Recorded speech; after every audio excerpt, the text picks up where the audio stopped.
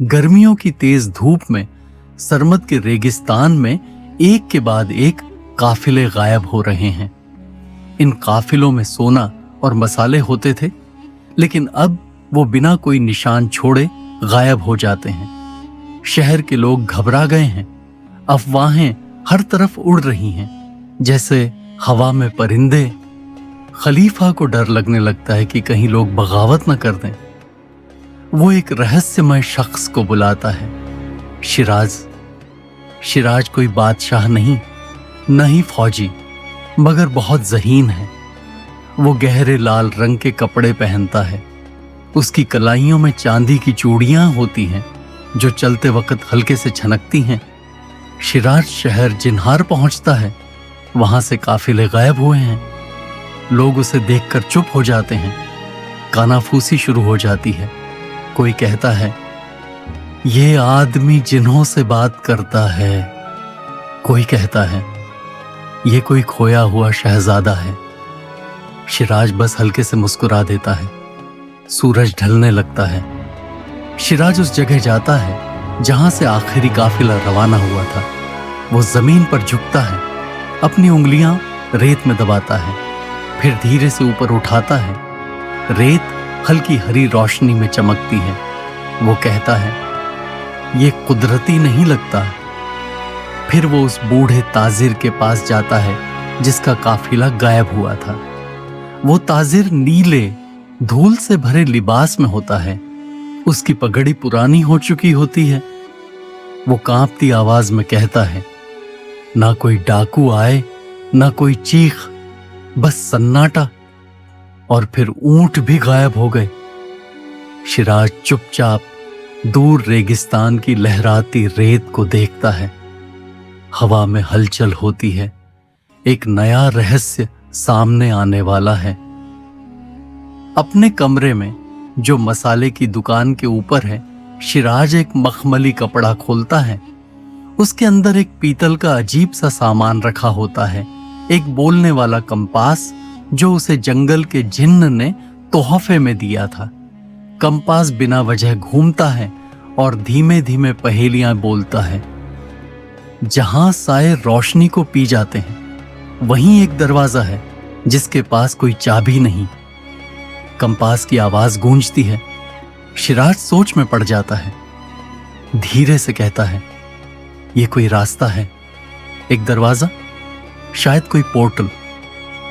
उसके बाद वो अपने लाल कपड़ों के ऊपर हल्के भूरे रंग का लिबास पहनता है, जैसे एक व्यापारी हो, और नए काफिले के साथ चल पड़ता है ताकि रहस्य को पकड़ सके। रात होते होते काफिला एक अजीब जगह पहुंचता है। शीशे की परछाइयों वाला इलाका, जहां चांदनी रेत पर अजीब तरीके से चमकती है। अचानक ऊंट रुक जाते हैं। उनकी आंखों में नीली रोशनी सी चमकने लगती है। वक्त आ गया है, शिराज धीरे से कहता है। वो अपनी जेब से एक शीशी निकालता है, रेत पर चमकदार पाउडर से निशान बनाता है। तभी एक तेज ठंडी हवा चलती है, एक ऐसी हवा जो इस दुनिया की नहीं लगती।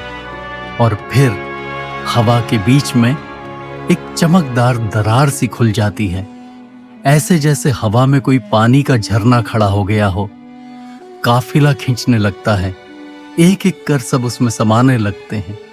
ऊंट, सामान और फिर लोग। शिराज की आंखें तेजी से सब देख रही हैं। रहस्य अब सामने आ रहा है। बिना देर किए शिराज उस चमकती हुई दरार में छलांग लगाता है। दुनिया अचानक घूम जाती है। वो जमीन पर गिरता है, मगर ये रेगिस्तान वैसा नहीं है। ये सरमद रेगिस्तान का आईना है, मगर ठंडा, फीका और रंगहीन। सूरज हल्का सा चमकता है और टूटे हुए सितारे आसमान में झूलते हैं। इस भूतों जैसे जहां में वक्त उलझा हुआ है। हर आवाज 2 बार सुनाई देती है। जो काफिले गायब हुए थे, वो सब यही हैं, जमे हुए, जैसे वक्त थम गया हो। एक साया उड़ता हुआ खजाने के पास आता है। वो कोई जादूगर लगता है। हवा से बना हुआ उसका लिबास उड़ रहा है। उसकी आंखें चांदी की तरह चमकती हैं। उसकी त्वचा धुंधली और पारदर्शी है। वो कहता है, तुम यहां के नहीं हो? शिराज थोड़ा झुककर कहता है, और ये मासूम लोग भी तो तुम्हारे नहीं हैं। जादूगर गुस्से में हमला करता है। हवा के बर्फीले टुकड़े शिराज की तरफ उड़ते हैं। शिराज झुककर बचता है, एक धुएं वाला बम फेंकता है और जमे हुए ऊंट के पीछे छिप जाता है। फिर वो अपने बाजू से एक कागजी ताबीज निकालता है, जमीन पर जोर से पटकता है। जड़ें निकल आती हैं, पुरानी और जादुई, जो उस जादूगर को बांध लेती हैं। जादूगर चिल्लाता है, तुम इस चक्र को नहीं रोक सकते, मैं रेगिस्तान का बदला हूं। शिराज की आंखें सख्ती से चमकती हैं। वो कहता है, नहीं, तू तो बस एक चोर है जो अपने जादू को बदला समझ बैठा है। तू अपने धोखों के साथ मिट जाएगा। शिराज ये कहकर एक कदम आगे बढ़ाता है, उस टूटती हुई दुनिया की तरफ। जादूगर अब भी जादुई जड़ों में बंधा हुआ है। धीरे से बोलता है, मैं कभी खलीफा के दरबार का जादूगर था। एक भविष्यवाणी गलत हुई और मुझे निकाल दिया गया। अब मेरा बदला यह है, लुटा हुआ माल और टूटती हुई तिजारत। वो गुस्से में थूकते हुए कहता है, मैंने ये दरार सालों में बनाई है। वो सब मेरा मजाक उड़ाते थे, अब वो लोग खुद गायब हो रहे हैं। शिराज चुपचाप सुनता है, फिर अपने जंबील जादुई थैला में हाथ डालता है, एक छोटा सा पुराना आईना निकालता है। धीरे से कहता है, चलो अब तेरा असली चेहरा देखते हैं। आईना जैसे ही रोशनी पकड़ता है, जादूगर की असल सूरत दिखने लगती है।